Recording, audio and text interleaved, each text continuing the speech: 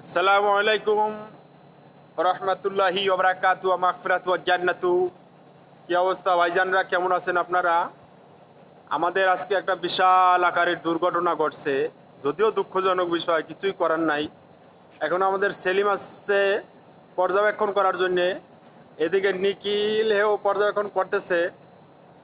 সেলিম আসলে ভালোভাবে পর্যবেক্ষণ করতে আছে, দেখেন কিভাবে ঘুরে ঘুরে করে।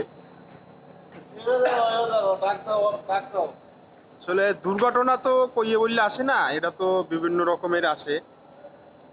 এটাও একটা দুর্ঘটনা, কিছুই করার নাই। হয়তো বা ভুল হয়েছে বা মিস্টেক হয়েছে, খুব সম্ভব।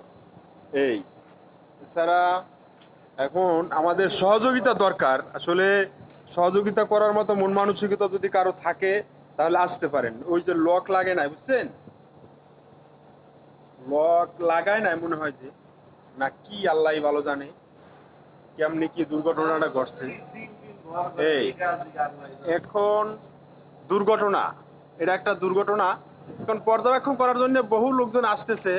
এই এখন আমাদের রাসেল ভাইও আসলো এবং লোড আনলোডের লোকজন আসতেছে।